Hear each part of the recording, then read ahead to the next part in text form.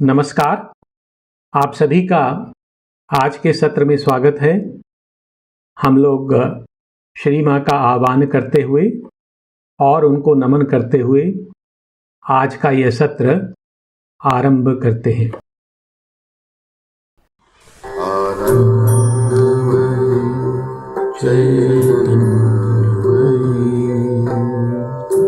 सत्यमयी परमे आनंदमयी चैतन्यमयी सत्यमयी परमे आनंदमयी चैतन्यमयी सत्यमयी परमे। ओम। सावित्री पर्व 1 सर्ग 2 पृष्ठ 19। The issue. सावित्री के समक्ष प्रश्न। अभी तक जो अंश हमने पढ़े हैं एक बार हम उनका स्मरण कर लेते हैं। सावित्री जीवन के एक ऐसे मोड़ पर खड़ी हैं जहां सावित्री को एक चुनाव करना है। या तो वे सत्यवान की मृत्यु को स्वीकार लें और वापस लौट जाएं, अथवा वे नियति का और मृत्यु का सामना करें। दूसरे शब्दों में कहें तो सावित्री को यह चुनाव करना है कि या तो धरा पर स्थापित अंधकार और मृत्यु के साम्राज्य को स्वीकार कर लें, अथवा वे धरा पर प्रकाश और अमरता के साम्राज्य का मार्ग प्रशस्त करें। तो इस प्रकार यह घड़ी न केवल सावित्री के जीवन की सबसे महत्वपूर्ण घड़ी है, अपितु यह धरा के जीवन के लिए भी एक महत्वपूर्ण घड़ी है। सावित्री को जीवन के इस मोड़ पर प्रकृति के सभी अवलंब व्यर्थ प्रतीत होते हैं। सावित्री को अनुभव होता है कि यहाँ से आगे बढ़ने के लिए उन्हें अपनी आत्मा को आगे लाना होगा और अपनी सत्ता का नियंत्रण अपनी आत्मा के हाथों में सौंपना होगा, क्योंकि केवल आत्मा की शक्ति द्वारा ही काल के विधान को बदला जा सकता है। सावित्री इस द्वंद्व में नियति और मृत्यु का सामना करने का निश्चय करती हैं।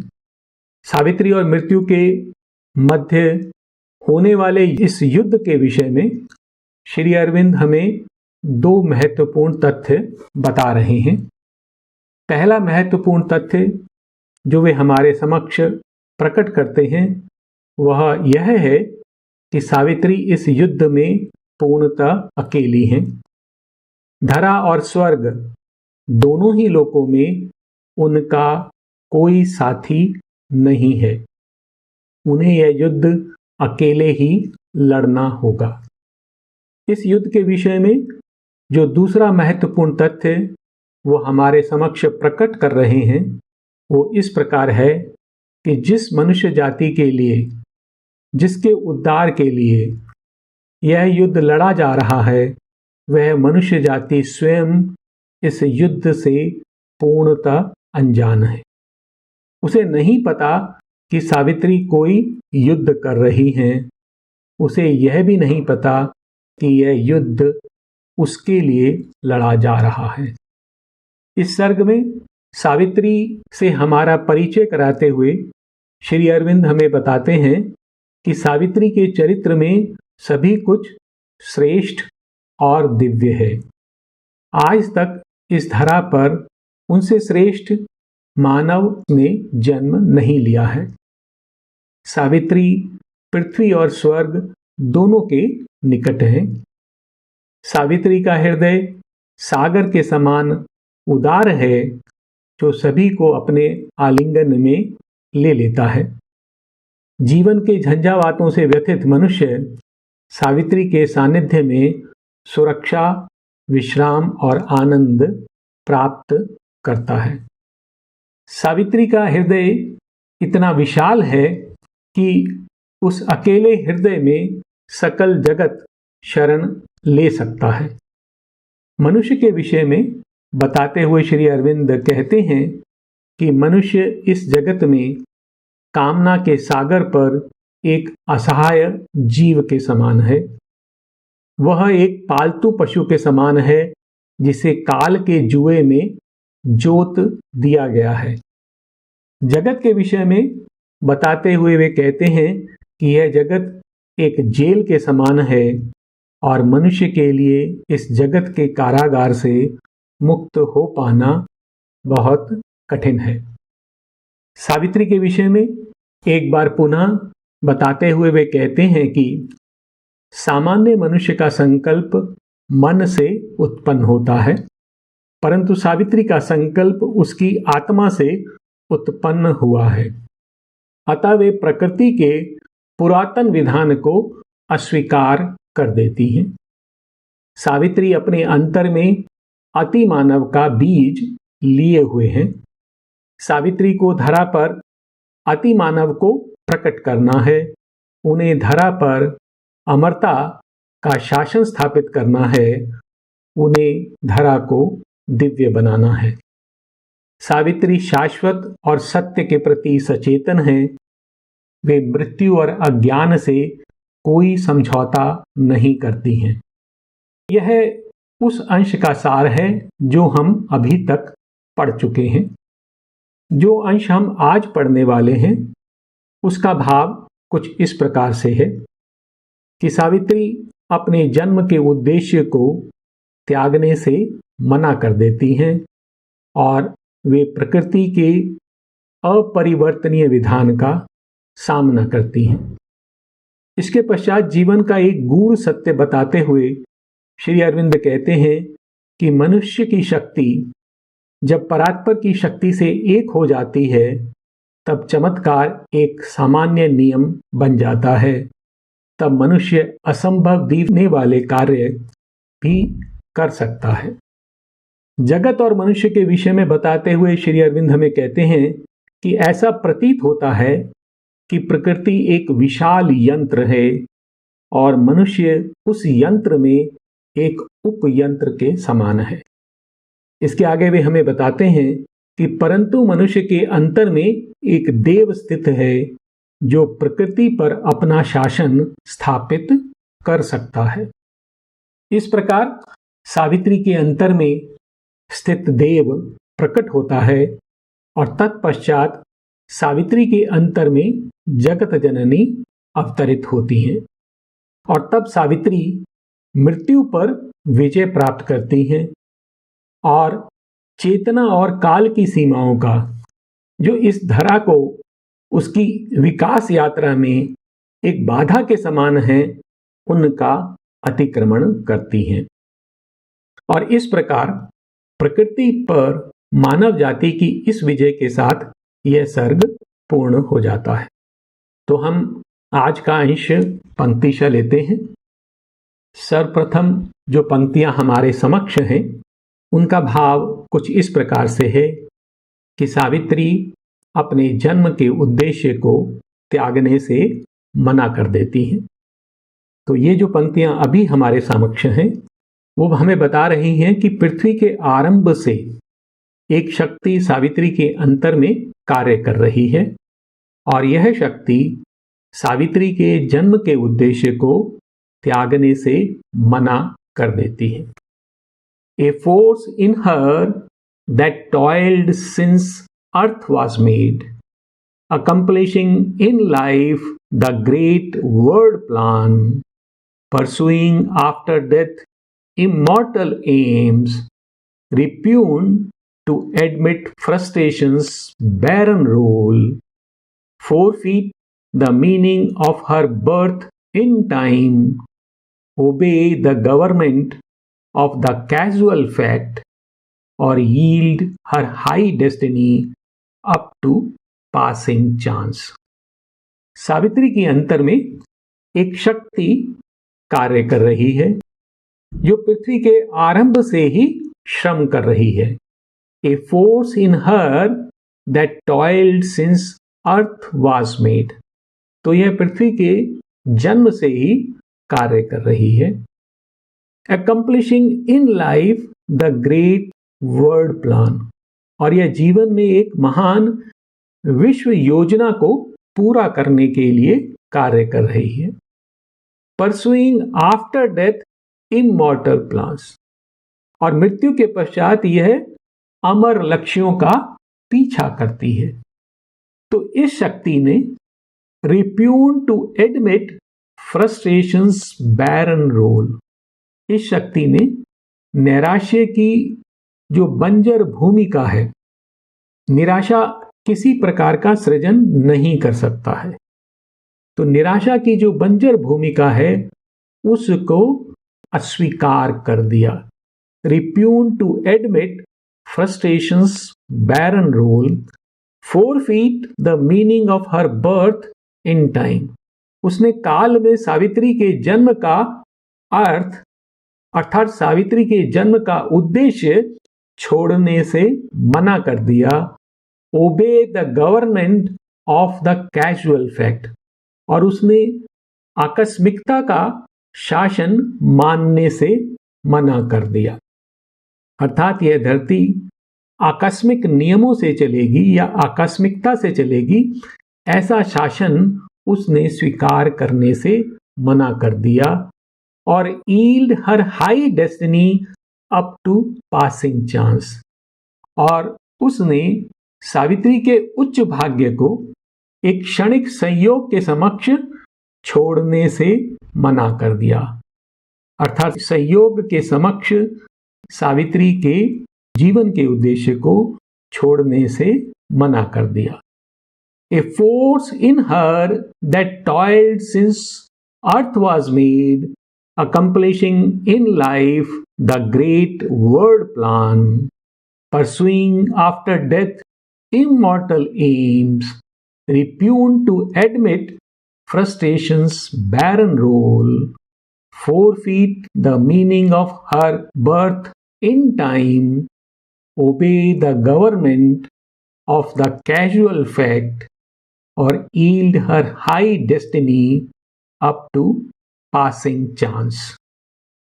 अब ये जो पंक्तियां हमारे समक्ष हैं, ये हमें बता रही हैं कि सावित्री के समक्ष जो समस्या है उसका समाधान सावित्री ने अपने अंतर में पाया, और उसने जगत का जो लौह विधान है, आयरन लॉ, जो अपरिवर्तनीय विधान है, उसका विरोध किया। In her own self she found her high recourse. She matched with the iron law her sovereign right, her single will opposed the cosmic rule. Savitri ने अपने अंतर में ही वह मार्ग पाया जो उसको शिखरों की ओर ले जा सकता था।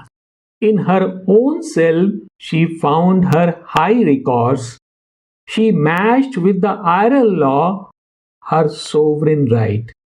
तो ये जो प्रकृति का विधान है, जो जड़ विधान है, जो अपरिवर्तनीय है, जो लोहे की तरह दृढ़ है और बदलता नहीं है, उसको यहां पर आयरन लॉ कहा गया है। She matched with the iron law her sovereign right. उसका एक सार्वभौम अधिकार है, अर्थात जो हमारी आत्मा है वो भगवान का अंश है। अमरता और स्वतंत्रता उसका स्वाभाविक और सार्वभौमिक अधिकार है जो उससे कोई छीन नहीं सकता। तो हमारी आत्मा अमर है, शाश्वत है, स्वतंत्र है, और यह उसका नैसर्गिक अधिकार है। प्रकृति हमारी आत्मा पर तभी तक शासन कर सकती है जब तक हमारी आत्मा उसकी सहमति देती है। जिस दिन हमारी आत्मा प्रकृति के विधान को अस्वीकार कर दे, उस दिन प्रकृति को पीछे हटना होगा। तो यहां पर जो सावित्री हैं वो अपना जो सार्वभौम अधिकार है, जो उनका नैसर्गिक अधिकार है, जो उनकी आत्मा का अधिकार है, उससे वो सामना करती हैं। किसका? प्रकृति के लॉ विधान का दृढ़ तंत्र का। She matched with the iron law her sovereign right, her single will oppose the cosmic rule. और उसके अकेले संकल्प ने वैश्विक विधान का विरोध किया। हमने जब आरंभ में इस सर्ग के सार को पढ़ा था तो वहां पर हमने एक बात बताई थी कि यह जो युद्ध सावित्री और मृत्यु के मध्य लड़ा जा रहा है उसका एक महत्वपूर्ण तथ्य है कि यह युद्ध सावित्री को अकेले लड़ना होगा। इसी से एक संबंधित एक पंक्ति इसी सर्ग में आती है, no helper had she save the strength with him. तो सावित्री की सहायता के लिए वहां कोई भी उपस्थित नहीं है, ना ही कोई देव और ना ही कोई मनुष्य। तो सावित्री जो है अपने अकेले संकल्प से इस वैश्विक विधान का विरोध करती हैं, जो प्रकृति का जो पाश मनुष्य की आत्मा पर है उसका विरोध करती हैं। In her own self she found her high records, she matched with the iron law her sovereign right, her single will oppose the cosmic rule.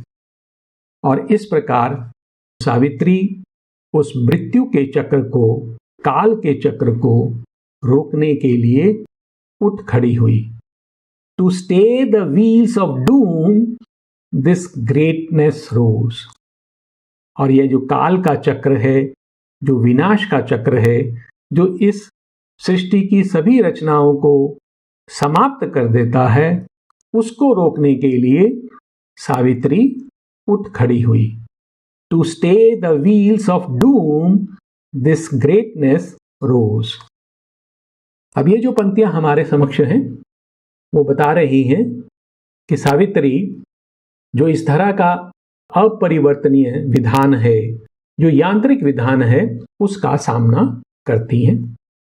Eight the unseen knock upon her hidden gates, her strength made greater by the lightning's touch, awoke from slumber in her heart's recess.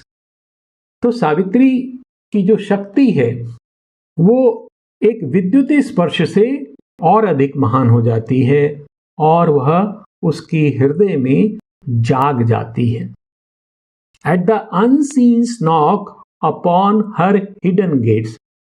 तो जो सावित्री की सत्ता के गुह्य द्वार हैं उस पर जो परम अदृश्य है उसकी दस्तक से, at the unseen knock upon her hidden gates, her strength made greater by the lightning touch. और उसकी शक्ति जो विद्युत स्पर्श से और अधिक महान हो गई है, awoke from slumber in her heart's recess. वह उसकी हृदय गुहा में अपनी नींद से जाग जाती है। अर्थात वह शक्ति हमारे अंतर में ही विद्यमान है परंतु वह सोई हुई है। अब भागवत स्पर्श से वह जाग जाती है। At the unseen knock upon her hidden gates, her strength made greater by the lightning touch, awoke from slumber in her heart's recess. It bore the stroke of that which kills and saves. और यह सावित्री की शक्ति उस परम के आघात को सहन करती है जो मारती भी है और रक्षा भी करती है। यह जो शक्ति है, जो भागवत शक्ति है, द स्ट्रोक ऑफ दैट, उस परम का आघात, ये जो उसको सहन नहीं कर पाता उसको वह मार देती है और जो उसको सहन कर लेता है उसको वह विजयी बनाती है। It bore the stroke of that which kills and saves. और सावित्री उस जड़ तंत्र का सामना करती हैं। Across the awful march no eye can see. तो ये जो काल की जो गति है उसका जो प्रयाण है वो बहुत प्रचंड है जिसे कोई मानवीय नेत्र नहीं देख सकते हैं।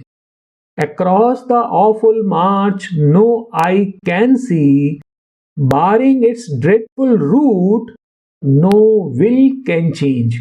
और इसका जो मार्ग है वो ड्रेडफुल है, भयावह है, उसको कोई मानवीय संकल्प बदल नहीं सकता है। सावित्री उस मार्ग को रोकती हैं। Baring its dreadful route no will can change, she face the engines of the universe.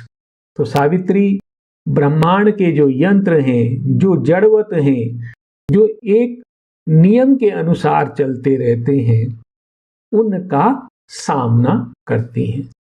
Across the awful march no eye can see, barring its dreadful route no will can change, she faced the engines of the universe। और सावित्री इस जड़ तंत्र का कैसे सामना करती हैं? उनकी जो सकल सत्ता है, उनकी सत्ता का प्रत्येक अंश उसका विरोध करता है। ए heart stood in the way of the driving wheels. ये जो काल के घूमते हुए पहिए हैं, उनके मार्ग में एक हृदय खड़ा हो गया। उसने उसके नियति को, उसके फल को स्वीकार करने से मना कर दिया। ए heart stood in the way of the driving wheels, its giant working paused in front of a mind। और इसकी एक विशाल कार्य प्रणाली एक मन के समक्ष रुक गई। Its stark conventions met the flame of a soul। और यह जो प्रकृति का तंत्र है, जिसकी जो निरी जड़वत परंपराएं हैं, एक आत्मा की शिखा से उनका सामना हुआ। तो सावित्री अपने हृदय से, अपने मन से और अपनी आत्मा से इस प्रकृति के जड़ तंत्र का सामना करती हैं। ए heart stood in the way of the driving wheels, it's giant workings paused in front of a mind, its stark conventions met the flame of a soul. परंतु यह कैसे संभव है कि एक व्यक्ति इस प्रकृति की गति को बदल दे, उसकी दिशा को बदल दे? श्री अरविंद हमें बता रहे हैं कि जब मनुष्य की शक्ति परात्पर की शक्ति से एक हो जाती है, तब चमत्कार एक सामान्य नियम बन जाता है और एक शक्तिशाली कार्य प्रकृति का मार्ग बदल देता है। A magic leverage suddenly is caught that moves the weld ineffable timeless will. तो एक ऐसा लीवर जो जादुई है, वो अचानक हाथ में लग जाता है और उसके स्पर्श से गोपित और अवर्णनीय के कालातीत संकल्प को गति दे देता है। अर्थात ऐसा होता है कि मनुष्य एक ऐसे जादुई लीवर पर हाथ रख देता है जिससे जो गोपित और अवर्णनीय है, जो भगवान है, उनका जो कालातीत संकल्प है, उसको गति मिल जाती है। A magic leverage suddenly is caught that moves the veiled ineffable's timeless will. और ये कैसे होता है? A prayer, a master act, a king idea can link man strength to a transcendent force. तो एक प्रार्थना, एक श्रेष्ठ कर्म अथवा एक महान भाव मनुष्य की शक्ति को परात्पर की शक्ति से जोड़ सकता है। A magic leverage suddenly is caught that moves the veiled ineffables timeless will, a prayer, a master act, a king idea can link man's strength to a transcendent force। और तब क्या होता है कि जो चमत्कार है वो एक सामान्य नियम बन जाता है और एक शक्तिशाली कर्म प्रकृति का मार्ग बदल देता है। Then miracle is made the common rule. One mighty deed can change the course of things। तो चमत्कार एक सामान्य नियम बन जाता है और एक शक्तिशाली कर्म प्रकृति का मार्ग बदल सकता है। अर्थात मनुष्य एक प्रार्थना, एक कर्म अथवा एक महान भाव के प्रभाव में प्रकृति की गति को, उसकी धारा को बदल सकता है। A lonely thought becomes omnipotent और एक एकाकी विचार सर्वशक्तिमान बन जाता है। ऐसा कब होता है? जब मानवीय संकल्प और भागवत संकल्प एक हों। ये जो प्रेयर, ये मास्टर एक्ट और एक किंग आइडिया जिसकी बात कर रहे हैं वो इन यूनिसन विद डिवाइन विल होने चाहिए। और यदि मानवीय संकल्प और भागवत संकल्प एक हो तो मानवीय शक्ति और भागवत शक्ति भी एक हो जाते हैं और तब मानवीय विचार अथवा संकल्प सर्वशक्तिमान बन जाता है। और सावित्री के साथ भी ऐसा ही हुआ कि सावित्री के साथ वो परम सत्ता की जो शक्ति है वह एक हो गई। क्यों? क्योंकि जो सावित्री का जो संकल्प था वही भागवत संकल्प भी था। तो इस प्रकार से then miracle is made the common rule, one mighty deed can change the course of things, a lonely thought becomes omnipotent। इसके बाद जो पंक्तियां आ रही हैं वो एक दूसरा भाव हमारे समक्ष प्रकट कर रही हैं। वे हमें बता रही हैं कि किस प्रकार से यह प्रकृति एक विशाल यंत्र है और मनुष्य उसका एक उपयंत्र मात्र है। अर्थात मनुष्य भी एक यंत्र के समान ही जीता है। All now seems nature's mast machinery. तो सब कुछ अब प्रकृति का एक विशाल यंत्र प्रतीत होता है और यह जो यंत्र है, यह जो दृढ़ विधान है, यह मनुष्य की स्वतंत्रता के दावे को रद्द करता हुआ प्रतीत होता है। तो ऐसा प्रतीत होता है कि मनुष्य भी एक यंत्र के समान है, उसकी अपनी कोई स्वतंत्रता नहीं है।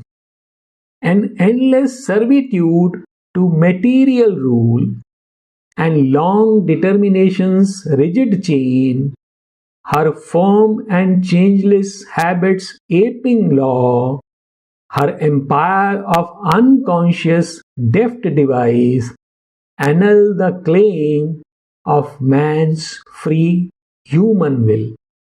तो ये बता रहे हैं कि किस प्रकार से यह जो प्रकृति है उसका जो शासन है वो मनुष्य की स्वतंत्रता को, उसकी चाह को अस्वीकार करते हुए, उसको निषेध करते हुए प्रतीत होता है। And endless servitude to material rule. तो ये कैसा है प्रकृति का तंत्र जो जड़ तत्व के शासन की अंतहीन दास्ता, अर्थात जो जड़ तत्व है इस प्रकृति के यंत्र पे उसका शासन है और वह उसका अंतहीन दास है।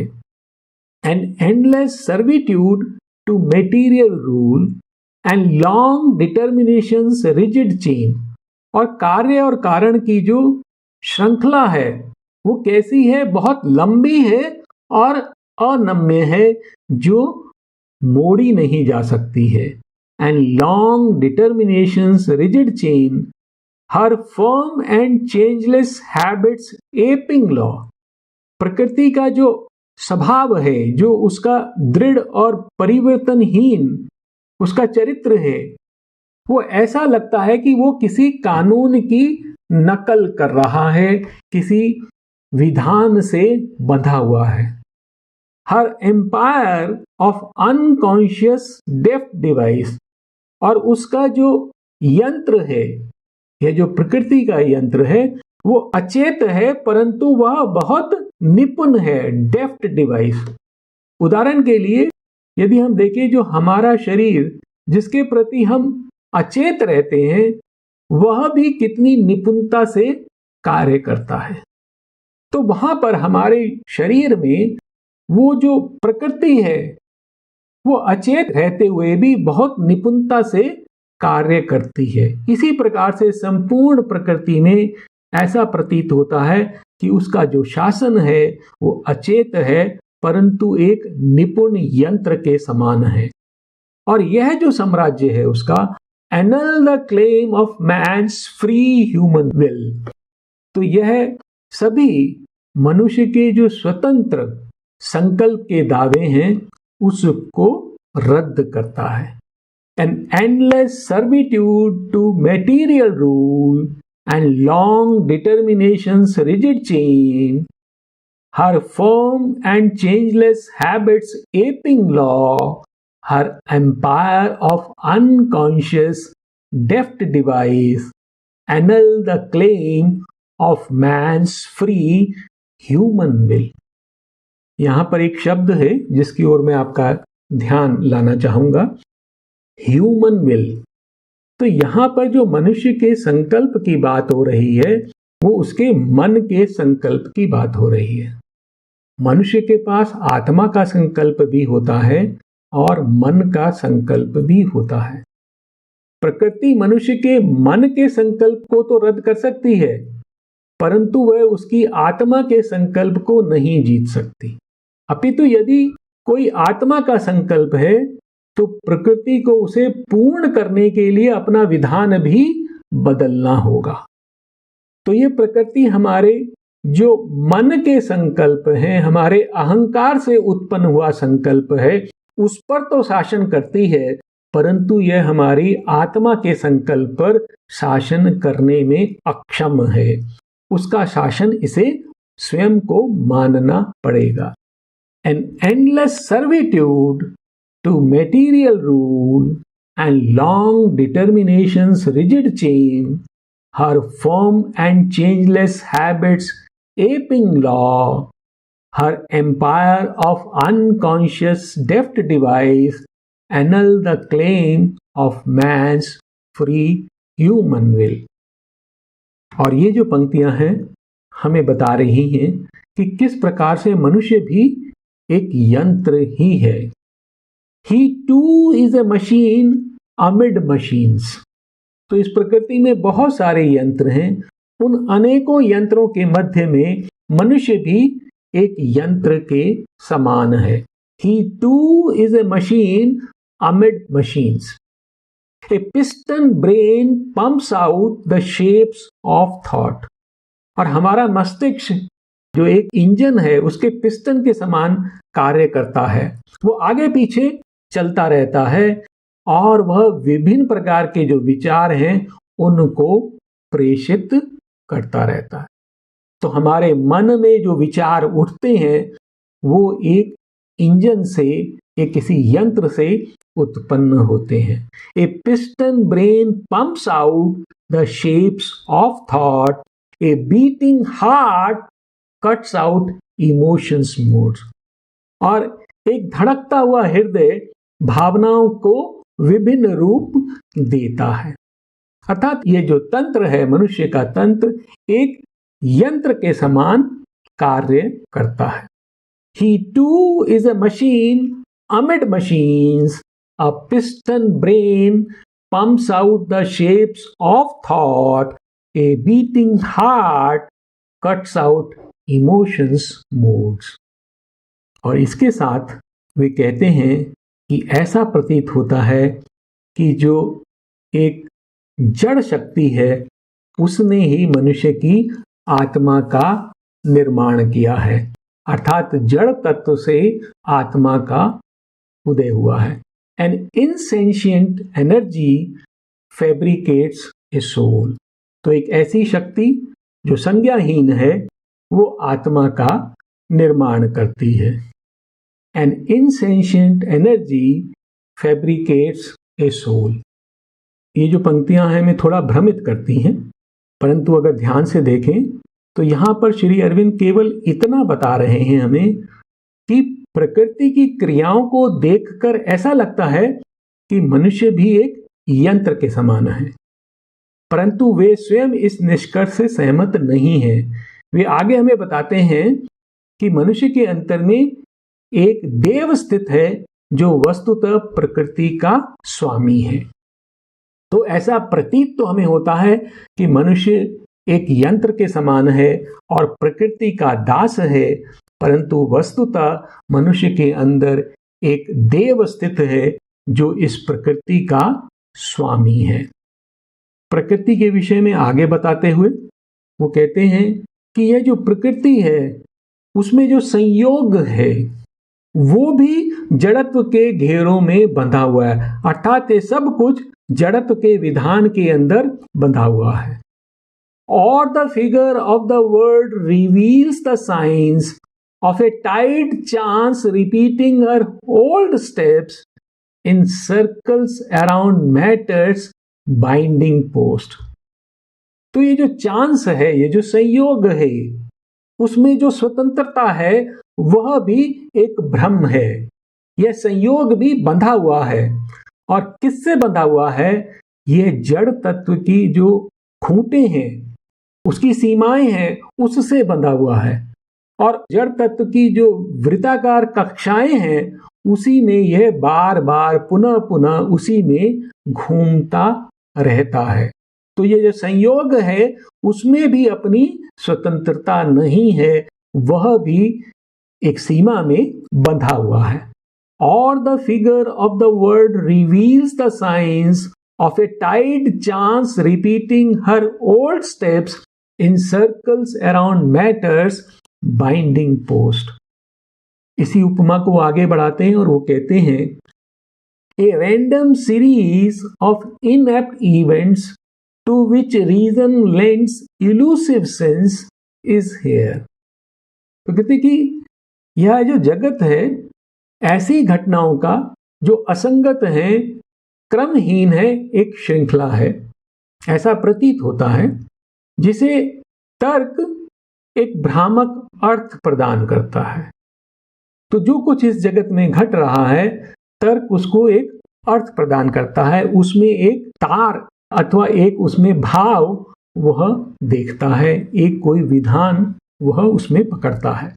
A random series of inept events to which reason lends elusive sense is here, or the empiric life's instinctive search। और यहाँ ये प्रतीत होता है कि ये जगत एक प्राण शक्ति का जो अनुभव पे आधारित है उसकी सहज खोज है। अर्थात कोई प्राण शक्ति है जो अनुभव से कार्य करती है, वो रचना करती है, निर्माण करती है, फिर उससे वो सीखती है और फिर वो एक दूसरा मार्ग अपनाती है। इस प्रकार से वो बदल बदल के अपना कार्य करती रहती है और यह उसका सहज कार्य है। और the empiric life instinctive search और a vast ignorant minds colossal work, या फिर यह एक विशाल और अज्ञानी मन का कोई विशाल कार्य है। तो ये जगत की उपमा दे रहे हैं। A random series of inept events to which reason lends elusive sense is here, or the empiric life's instinctive search, or a vast ignorant mind's colossal work। और इसके बाद श्री अरविंद हमें बताते हैं कि वस्तुतः मनुष्य के अंतर में एक देव स्थित है और विकास की प्रक्रिया में एक ऐसा समय आता है जब प्रकृति पर वह अपना शासन स्थापित कर लेता है। But wisdom comes and vision grows within. तो यह जो सब कुछ यंत्र के समान चल रहा है, जिसमें प्रकृति अपने जड़ विधान से कार्य कर रही है और मनुष्य भी यंत्र के समान कार्य कर रहा है, वहां पर क्या होता है? बट विजडम कम्स, प्रज्ञा जागृत होती है and vision grows within, और अंतर में एक अंतर्दृष्टि विकसित होती है। Then nature's instrument crowns himself her king, और तब क्या होता है, प्रकृति का यह यंत्र अर्थात यह मनुष्य स्वयं को प्रकृति का राजा घोषित कर देता है। Then nature's instrument crowns himself her king. He feels his witnessing self and conscious power. और वह मनुष्य अपनी साक्षी आत्मा को और चित्त शक्ति को अनुभव करता है। वो देखता है कि उसके अंतर में एक आत्मा है, एक ऐसा शाश्वत तत्व है जो इस प्रकृति की सभी क्रियाओं को सहमति प्रदान करता है। वो साक्षी है, वो अनुमंता है, उसको वह देखता है। He feels his witnessing self and conscious power, और वह अपनी शक्ति को, चित्त शक्ति को भी अनुभव करता है। His soul steps back, और उसकी आत्मा इस प्रकृति के चक्र से और उसके जंजाल से पीछे हटती है and sees the light supreme, और वह परम ज्योति को देखती है। तो ऐसा मनुष्य की विकास क्रिया में होता है। और ये सभी परिवर्तन जो उन्होंने मनुष्य के बारे में बताए हैं वो सावित्री में घटित होते हैं, और सावित्री के अंतर में जो स्थित देव हैं वो प्रकट होते हैं। फिर इसके पश्चात सावित्री के अंतर में जगत जननी प्रकट होती हैं, और तब सावित्री मृत्यु पर विजय प्राप्त करती हैं और चेतना और काल की सीमाओं का अतिक्रमण कर देती हैं। अर्थात जो चेतना की सीमा और काल इस प्रकृति को, मनुष्य को अभी तक अपने पाश में बांधा हुआ था, उन सीमाओं को तोड़ देती हैं। A godhead stands behind the brute machine. तो श्री अरविंद कह रहे हैं कि यह जो मनुष्य रूपी यंत्र है उसके पीछे एक देव स्थित है। A godhead stands behind the brute machine. This truth broke in a triumph of fire. और यह जो सत्य है यह एक दिव्य अग्नि की विजय के रूप में प्रकट हुआ। अर्थात जो आत्मा की अग्नि है वो सावित्री में प्रकट होती है। This truth broke in a triumph of fire. A victory was one for God in man. और मनुष्य के अंतर में भगवान के कार्य हित एक विजय प्राप्त हुई। तो मनुष्य के हृदय में जब आत्मा का प्रकटन होता है तो वह एक प्रकार से भगवान की विजय है, क्योंकि भागवत कार्य का यह एक चरण है। यह जो मनुष्य पशु से देव की ओर यात्रा कर रहा है, यह मनुष्य की विकास यात्रा का एक चरण है। यह भागवत सम्मत कार्य है, और इसलिए हमारे अंदर आत्मा का प्रकटन भगवान की विजय है। A victory was won for God in man.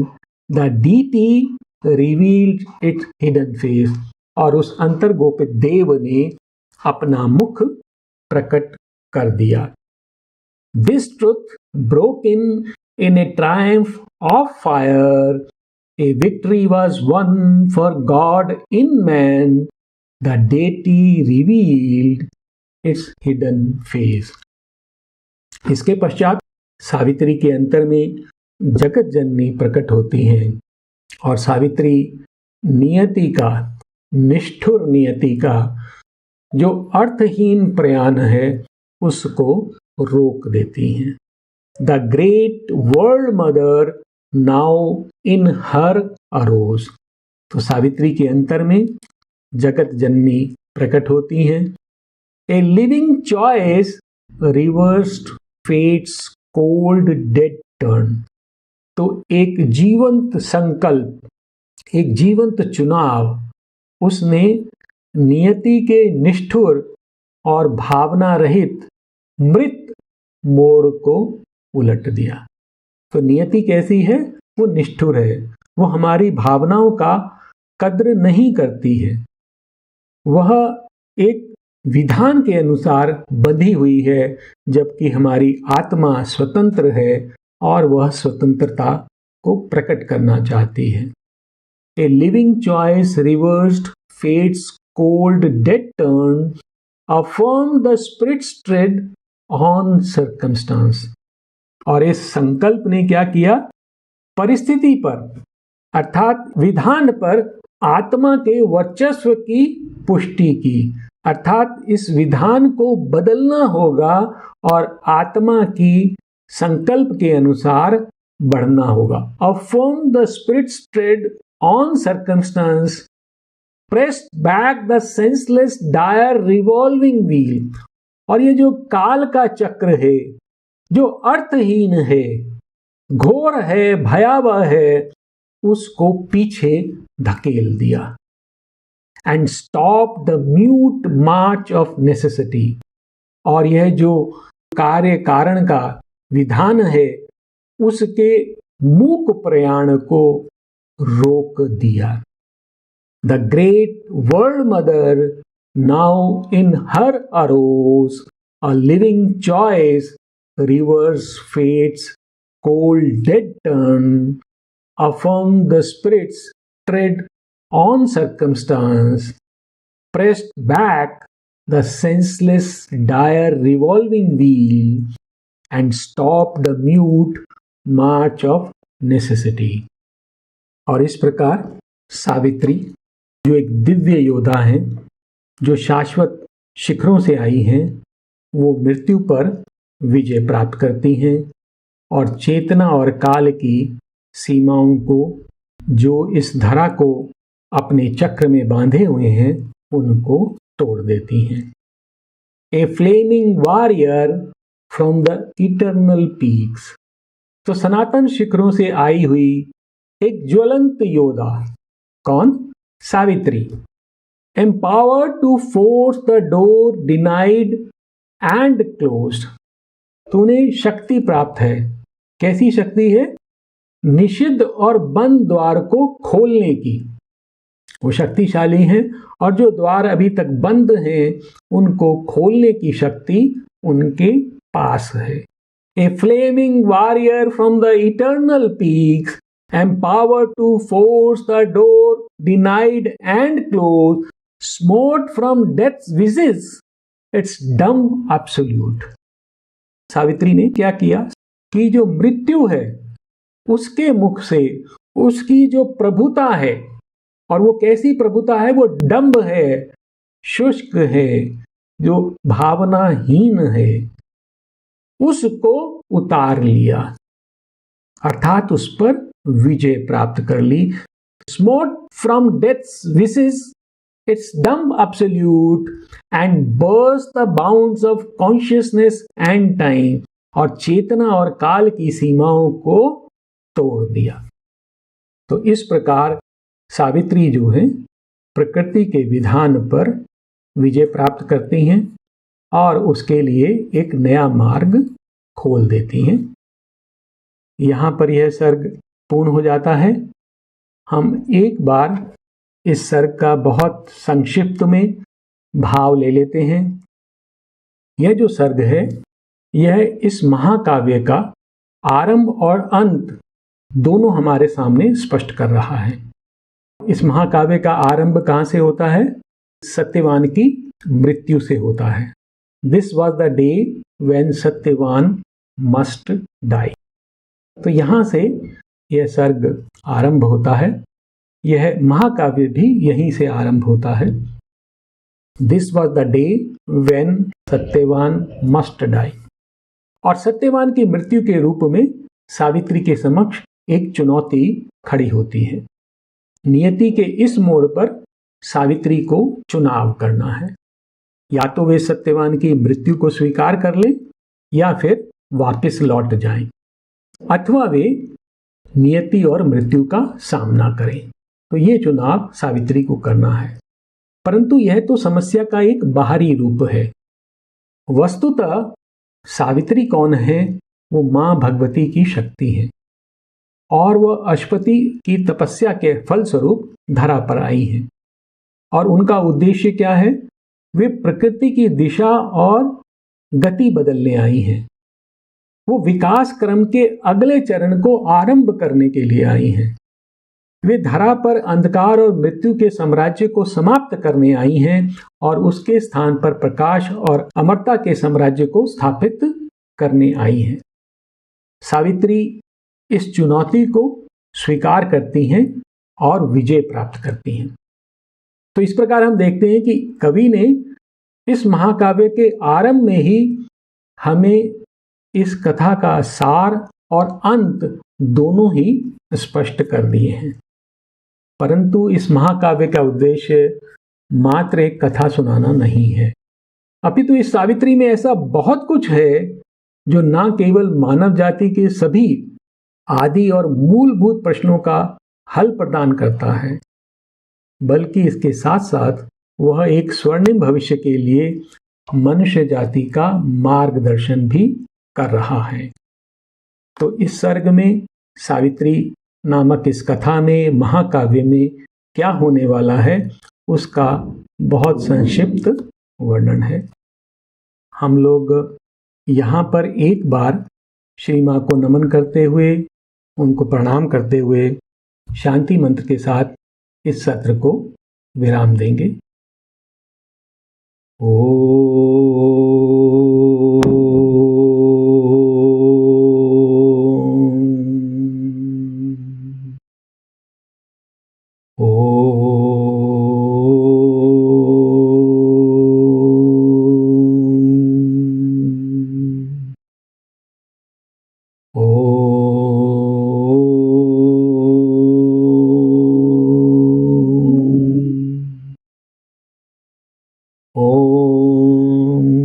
Shanti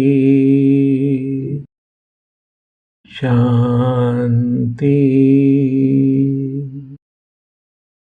Shanti.